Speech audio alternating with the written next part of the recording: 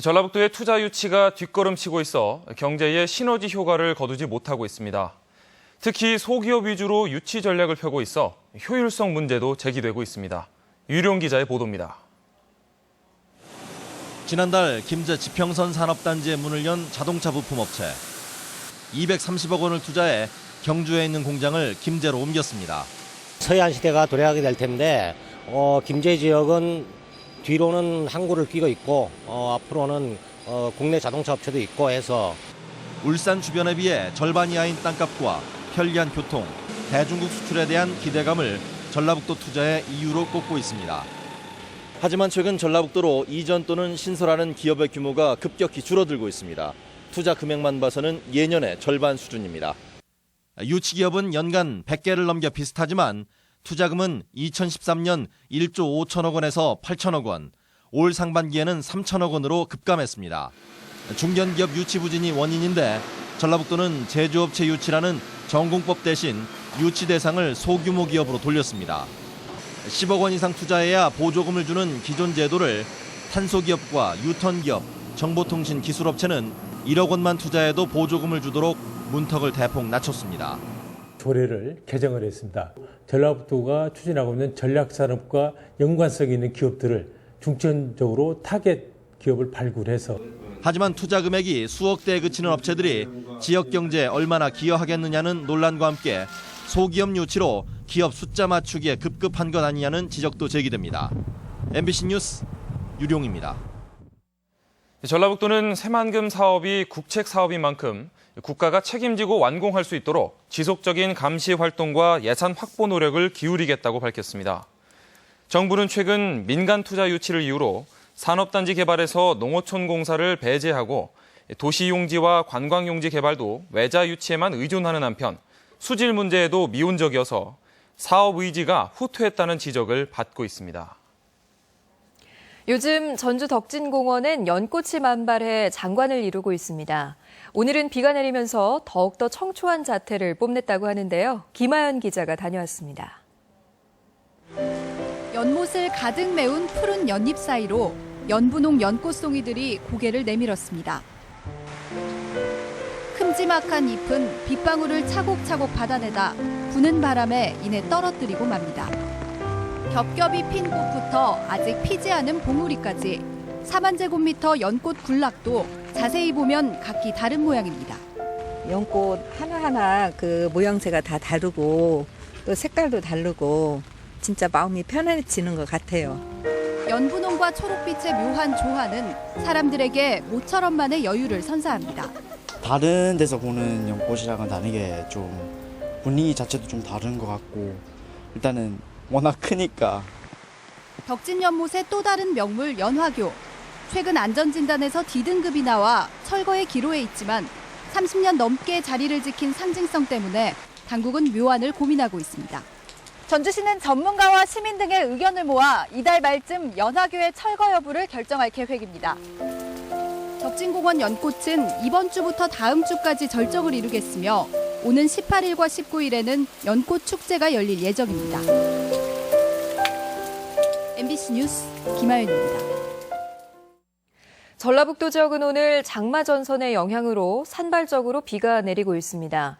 지금까지 내린 비의 양은 남원이 8.9mm로 가장 많고 장수 7.5, 완주 7, 전주 5.1mm 등입니다.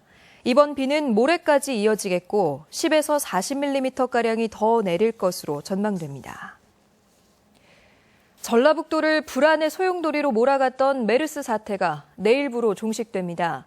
전라북도 보건당국은 세계보건기구 기준에 따라 도내에서 메르스 확진 환자가 발생한 뒤 4주가 지나는 내일을 메르스 바이러스 종식일로 본다고 밝혔습니다. 하지만 전국적으로 메르스 발생이 계속되고 도내로 유입될 가능성도 여전한 만큼 특별 방역 체제는 유지하겠다고 설명했습니다.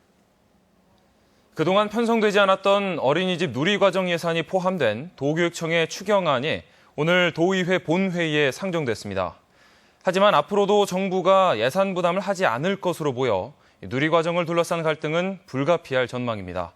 보도에 강동엽 기자입니다.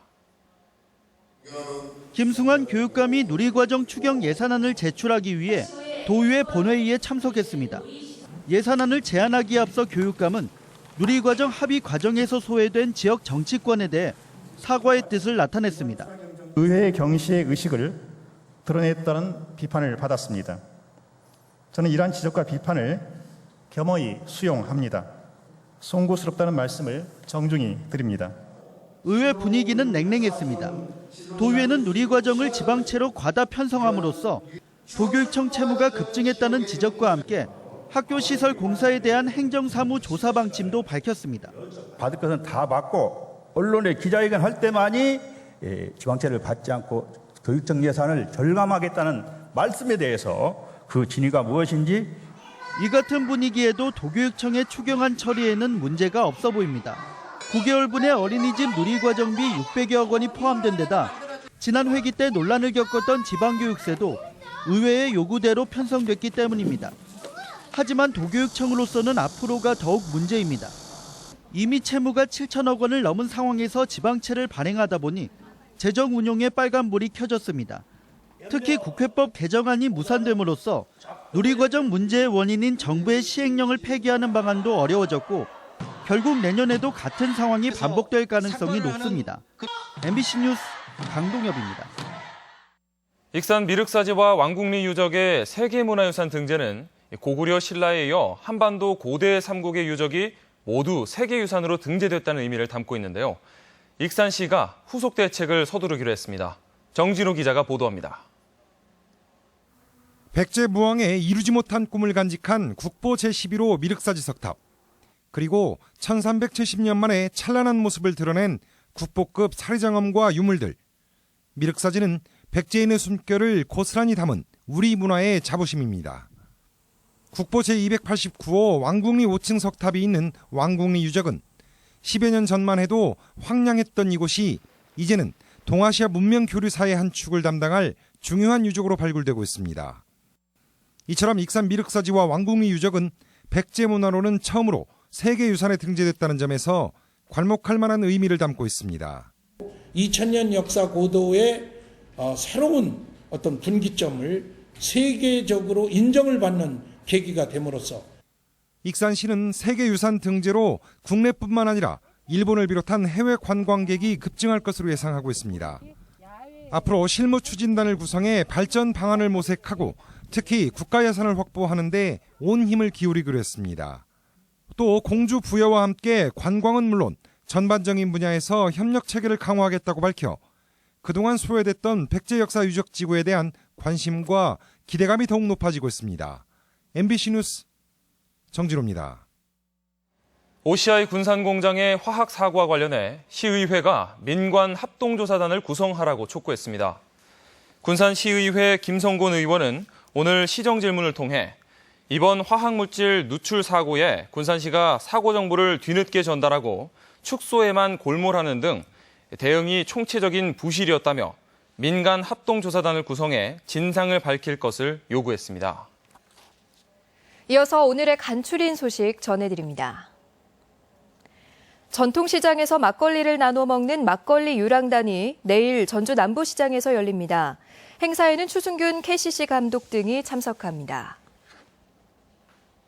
한국은행 전북본부는 중소기업 자금 조달 비용을 줄여주기 위해 지원 대상을 3년 초과 14년 차 이하의 기업으로 완화하고 총 2,300억 원을 지원합니다. 올 상반기 도내 선박 사고가 39건으로 지난해보다 18건 늘었습니다. 고립이나 추락 등 연안 사고로 3명이 숨지고 16명이 구조됐습니다. 김제에서 발견된 멸강충이 고창에서도 무더기로 발견됐습니다. 당국은 멸강충이 유충 때 살충제에 쉽게 죽기 때문에 초기 방제가 중요하다고 밝혔습니다. 남원 항공우주천문대가 여름방학 체험장으로 인기를 끌 전망입니다. 관측실과 4D 영상관, 항공우주체험관이 갖춰져 체험 관광 코스로 인기가 높습니다. 완주군은 봉동읍 둔산공원 야외 농구장에 어린이 물놀이장을 만들어 오는 20일부터 다음 달 말까지 운영할 예정이라고 밝혔습니다. 전통시장에서 막걸리를 나눠 먹는 막걸리 유랑단이 전주를 찾습니다. 농림축산식품부는 내일 오후 전주 남부시장에서 토크쇼를 갖는다고 밝혔습니다. 전북권 뉴스였습니다.